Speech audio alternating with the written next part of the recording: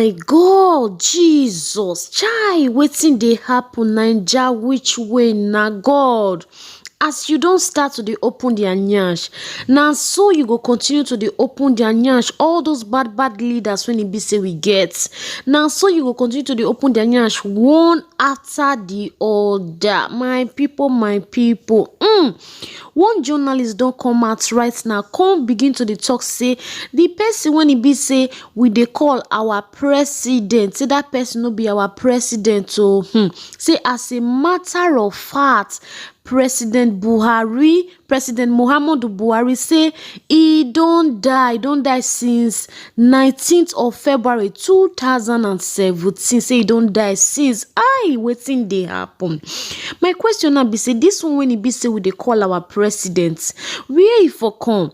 Which country he for come? Like how everything just dey happen like this? And another question when he be say me won't ask be say, what about his wife? His wife no know say this one no be him husband. How she take dey cope? Anyways, my people, I don't want to talk too much for this matter. I want maybe say una go use una ear to listen to this journalist, as this journalist dey narrate everything. Make una listen well, and then make una see say wetin this journalist dey talk. This journalist he gets so many things to expose.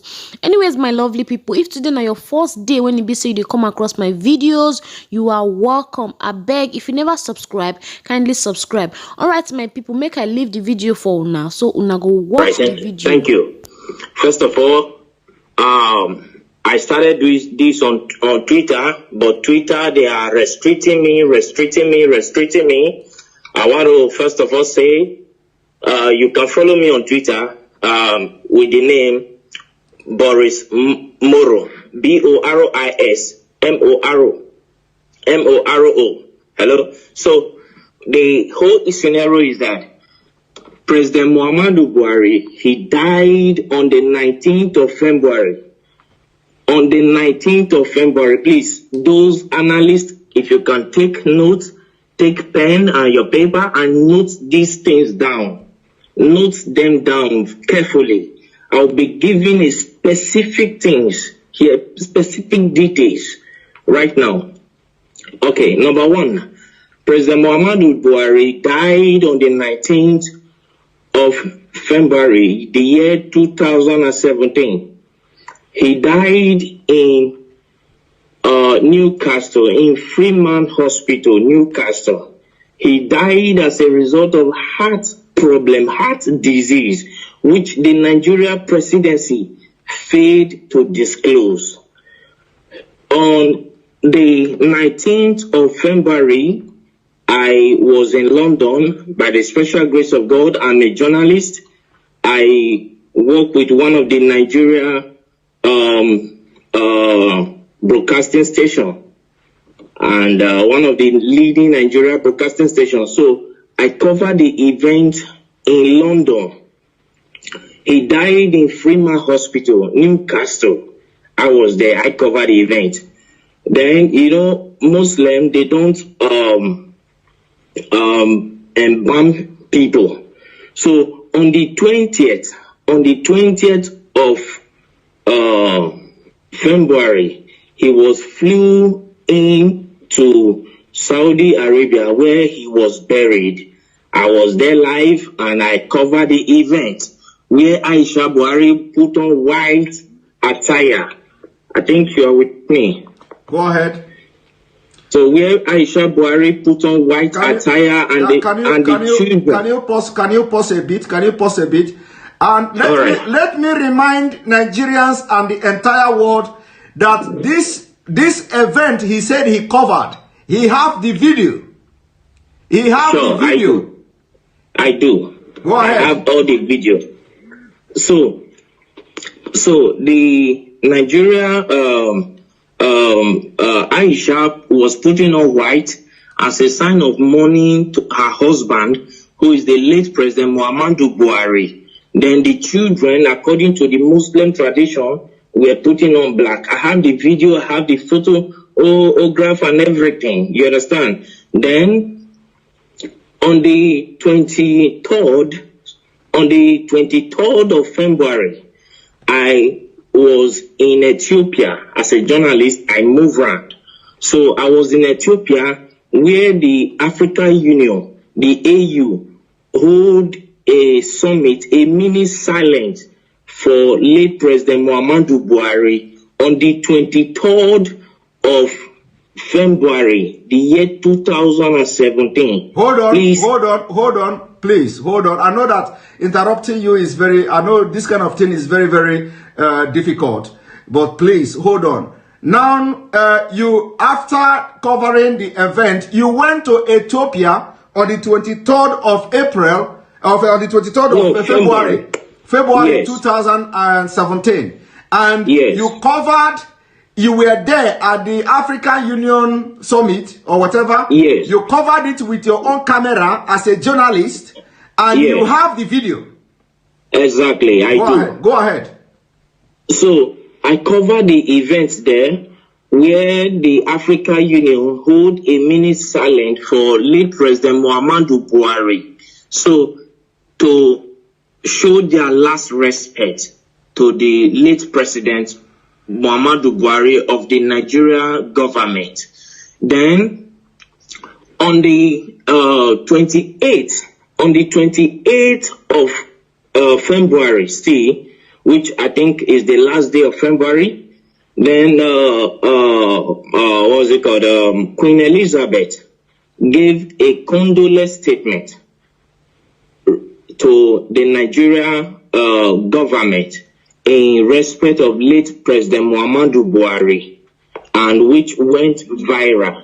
Yes. So all of these, the Nigeria government led by late Abakari and with the Kaaba swept under the carpet for selfish and greed reasons.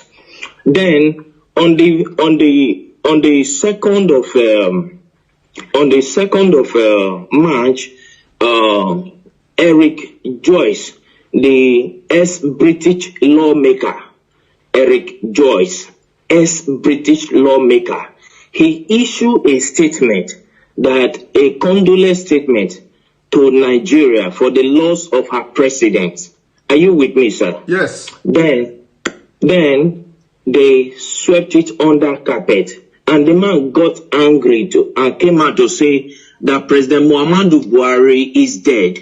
If President Muhammadu Buhari if they think he is lying, that they should come out to challenge him. You understand what I'm saying now? Yes, that they should come out to challenge him in the court of law, that he will come out with every evidence to prove that Muhammadu Buhari is dead. As I talk to you, since 2017, till this minute, nobody from the Nigeria government all across the nations of the earth came up to challenge Eric Joyce, the ex-British lawmaker. That went by. Then on April 17th, one American journalist by name Mark Smith, he came up to say that the corruption going on in Nigeria is unbearable, that he can only imagine how the Nigerians are surviving in that country, that there is corruption everywhere. You understand? So we just talked over all this. But what actually prompted me to come up to this tonight is, one, the Nigerian youth have been suffering 60 years of independence, 60 years of suffering and smiling, and yet the government is taking them for granted. Now the Nigerian youth, they came up to say, no, enough is enough. We don't need this anymore. Let's put an end to this. All what they could do was to send the military to fire them. If they think maybe I am lying, let Aisha Buhari, the wife of the late President Buhari, come up to tell me that the imposter parading himself as the Buhari is her husband. If I am lying, okay, hold it there. First of all, I want you to tell me, because you are one of the best journalists, but people don't know. Like I said, you don't need to mention your name. You don't also need to mention the Nigeria TV station where you work and all that. So now during the time when this man died, I want you to tell me, what did you do? Like, did you contact anybody in Nigeria, like any prominent politicians, and who is the person and what did you discuss? And can you tell us why, what happened that the Nigerian media didn't carry out the news? That Abakari is dead. Abakari did not die of COVID-19. Coronavirus did not kill him. They masterminded his death.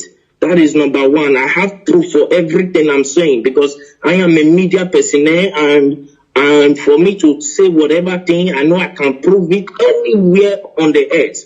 You understand what I'm saying? First and foremost, when after that we came to Nigeria and we tried to publish the news. Let me state categorically, I don't want to mention the name of the broadcasting this thing I work with. Don't mention it. Our firm was suspended by the National Broadcasting Commission, NCC, NBC, National Broadcasting Commission, suspended our firm, our broadcasting station from airing because we carried the news. Because they know, they have information that you were there. You were there, and you followed everything. So when you came to Nigeria, they suspended your film. So I'm coming to that, sir. Let's not rush it. Abakari called me to Aso Rock. You understand what I'm saying? Yes. So I flew into Abuja to go and see him, and he told me that if I can keep quiet, that my safety to be alive will be guaranteed, and for my generation to come, no, we suffer again as a result of the bribe he was offering me. You understand what I'm saying? Yes. So I told him, accepting bribe is not the problem, but my conscience will judge me till I die. Yes. So I cannot do that. And to God who made me, I'm saying this categorically, and God Almighty is my witness. I did not take a dime from him. So I left. Then I called Bola Tinubu Asiwaju, the Lagos State richest man on earth. Let me use the word. So I called him on his MTN line. I can call the line now, the MTN line that I use in reaching him. I can say it here. The number is 080-622-40104. That is the number I use in calling Bola Tinubu Asiwaju. So I called him on phone to tell him about the development, and he came on to tell me that I should shut up, I should keep quiet, and so many other trash and nonsense that he told me. That at the end of the day, I was suspended from my work. You understand? As a journalist. Okay, hold it there. So you called Bola Ahmed Tinubu to tell Tinubu, of course you normally call him too. This is not the first time you are calling him, by the way. We normally communicate. Okay, so you called him on this number you called now, 080-622-40104. Yes. And then he tell you to shut up and tell you a lot of things.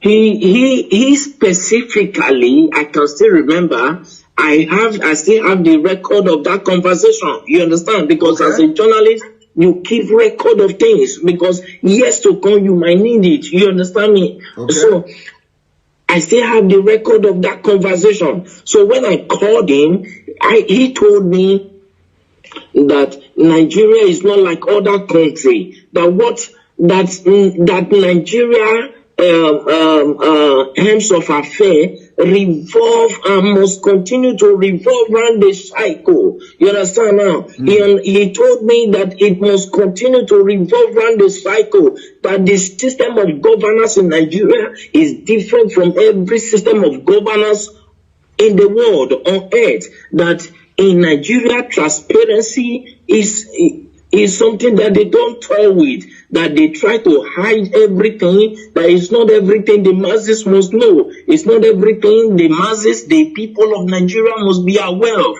Are you getting what I'm saying, sir? Yes. So he told me, and he offered me money too. He offered me a bribe. He said as long as I kept quiet, then I called the vice president too, Yemi Osibanjo. You called the vice president too. Okay. Yes, I have his contact, but I for security reasons I wouldn't want to disclose his contact to the public. You understand what I'm saying? Yes, go ahead. If you needed one on one, I can give it to. No need. Just go ahead. No need. So I called Professor Yemi Osibanjo. I called him. I went to his office to meet him in Aso Rock in Abuja. So when I got there, and I told him, sir, we understood because I was the one that covered that news. I'm from so place. I introduced myself to him and he welcomed me. He sat me down. I told him this according to the law that I know, because my father is in Nigeria. You understand me now? My father is in Nigeria. My mother is from the British. Is from England. So I told him that according to the laws that are known in Nigeria, when the president died, the vice president automatically will become the president. You understand? As a way of moving the country forward. He said that the Nigerian government is not run in that system. I said no. When Goodluck Jonathan was there, that was what happened. And he came up to be the president. You understand what I'm saying? And he said, please, for my safety, I should keep quiet and go my way. That the course of things will play out by itself in Nigeria. The reason I got to understand that. Can you pause a little bit, please? I know that this is very difficult, when I'm, pausing you all the time. So is it that because of the way you have actively trying to air this news was the reason why you were suspended and sacked or something? I wasn't sacked, sir. I was suspended. Okay, you were suspended. Okay. So was it the reason? Was it the reason you were suspended? Yes. Okay. All right. Go because ahead. I told them that I will publish it. Then as at that time, I was receiving so many threats. Like seriously, people started threatening my life, threatening me here and there. Then I called, El-Rufai, because El-Rufai was there when Buhari was being buried in Saudi Arabia. El-Rufai was there, the Sultan of Sokoto was there, Ganduje was there. As at that time, then about 10 or 11 persons, prominent people from Nigeria were there, including other people who came to the burial ground. But the people that were there, El-Rufai was there. The Sultan of Sokoto was there. You understand what I'm saying now? Yes. So when they were burying him in Saudi Arabia, and they started threatening me. At that time, they threatened me. Because I told them I will publish the video. You understand what I'm saying? Yes. And I understand that many of them are hearing me right now. I understand that many of them will come up to say it's a lie, nothing like that happened. But if any of them can come up to challenge me that this and this and this I'm saying now never happen, I will be very glad, because I will pick it up from there. I will take it to the court, to the International Court of Law. Let Aisha Buhari come up to tell me that the man he's posting as a Buhari is the real Buhari. I will come up with every evidence, including the video of how he was wrapped with the Nigeria flag, with the green, white, green cloth. Okay. I will come up with the video of everything. Okay, let them come out and challenge me. Okay, hold it there. So actually, the video and all these pictures were taken away from you, but you have your own backup as a journalist. I always have backup. All right. I always have backup. Go ahead. Continue. My camera was seized as a journalist. It was seized at the airport in Lagos. Your camera was seized at the airport as you are coming back to Nigeria? Yes, in Lagos. Okay. Till today that I'm talking to you, I've never set my eyes on that camera.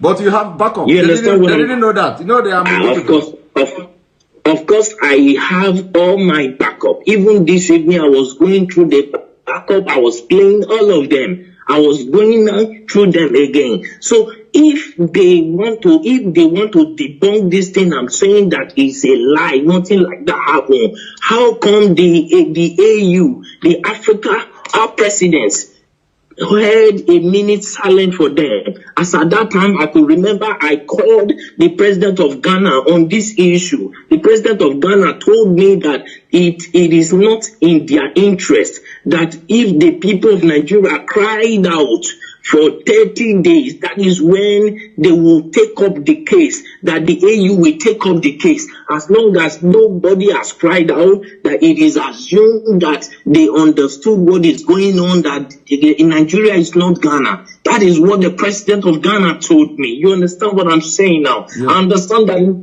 many of them are hearing me right now. Let any one of them come up to challenge me. I went to Ethiopia. I spoke with a prime minister, with one of the lawmakers there, and he told me that it is not in their interest. Then I accused him of being bribed. If not, he would have come up with an action, because he is the secretary of the AU, of the African Union. You understand me now? As at then.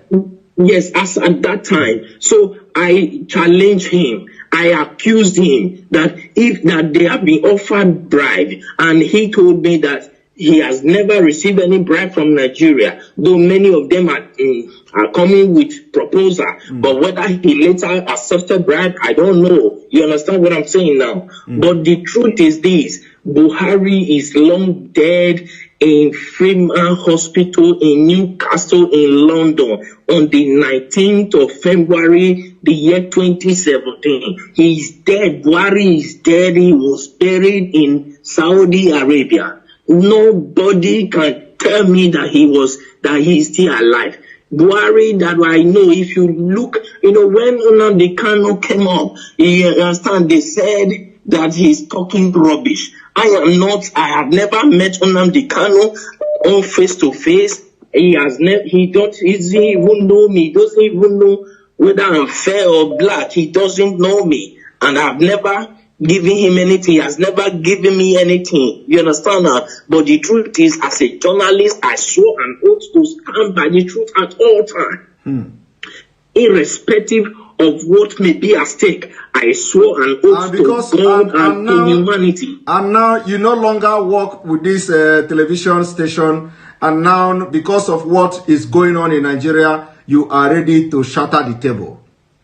If I am not answerable to any Nigerian authority, you understand now? When I was suspended, I was waiting if my suspension would be lifted. I waited for a period of 6 months. My suspension was not lifted. Then I resigned. I sent them my resignation letter. Then I left. I started my own firm by myself. You understand me now? Which I am growing by the special grace of God. You understand what I'm saying now? Then what we do, because a lot of people, of course, are demanding that we are not going to discuss here, whether we are going to, how we're going to bring video to start flashing and stuff like that, because we want to be killing them, slowly. So we want to be killing them slowly. It is not going to be boom. So a lot of people are saying we should bring the video, we should bring the video. We are not going to respond to that at this point, whether we are going to bring the video or not. But so long as they are following the program, following what we're doing, the videos and evidences will be dropping bit by bit. All right. Thank you very The much. issue is, thank you, sir. Please, I want to say something, sir. Okay, go ahead. Thank you very much. I appreciate you. I appreciate what you are doing, and I appreciate the good people of Nigeria who stood up to say, no, we cannot face this anymore. I appreciate all of you. But one thing we must understand is the spirit of unity has to be strong in the Nigeria youth. You understand what I'm saying? Because any protest that does not last for 30 days cannot draw the attention of the European Union and the African Union. You understand now? Yes. So if I'm saying this to the Nigeria youth so that they will understand what they are doing. You understand? Because right now, revolution is what is needed. That is why the Nigeria government are doing everything to block everywhere. That is why they paid people to go and shoot. Those are the people, those are the military that Buhari ordered the shooting, and the governor of Lagos State, Sanwo-Olu said that there was, at first I watched him, he said there was nothing like that. Then I called him on the phone. That was day before yesterday. You called someone on the phone. You called someone on the phone the day before yesterday. I have their number. I called him on the phone and I asked him, why are you saying this? It is obvious across the nations of the earth. Why are you saying this? People will come after you. The Nigeria youths that I know, they are calm, but when you toy with their simplicity, they will come after you. You understand what I'm saying? Yes. Then I believe that was later when he came up to say that they thought nobody died, but he began to look for possible means to change his mouth. Then I called Bola Asiwaju. Then when I learned that he was in France, I flew into France to go and see him, but I was not allowed to see him in his France mansion. You understand? Then I called him on his phone. His phone was switched off and he couldn't attend to my call. Then I went to his LinkedIn page. Yeah, I went to his LinkedIn page to contact him. And when I contacted him, he told me that he was never the one that ordered the shooting, though he was aware of it. I was asking him, why did you order people to remove that camera? He said he was not the one, that it was the governor Sanwo-Olu that ordered them to remove it. That nobody can remove it except the governor signed it. So the governor of Lagos State, he was aware of what will happen. He was aware that soldiers were going there. He let any of them come up to say this is not true, and I will publish the voice notes, the voice recording through LinkedIn that I communicated with Asiwaju Bola Tinubu. You understand what I'm saying tonight? Yes. Thank you very much. You know, some people will be saying, "Oh, this thing is not adding up." You know, sometimes when you are in the field, the way this Nigeria politicians, the way this Nigeria story goes, you know, sometimes it will go up and go down. Some people may not be, you know, getting the point. Some people may not understand, you know, why would you go to France? Why would you do this? You know, but when a journalist who is like, you know, dealing with all these politicians in Nigeria, and you want to be the person to have the first-hand information of whatever that is happening, and especially when you are out of the game, especially from the Nigeria space, and now you want to be, you want to have first-hand information of what is going on. You know, sometimes when something like this happens, of course, you can fly to anywhere just to get the information and get the first-hand information, you know, to have it in your own space. But anyway, sure. I must thank you very much. This is the first time you are talking to anybody about this. Yes. This is the first time ever you are talking to anybody about this. We are going to continue our discussion.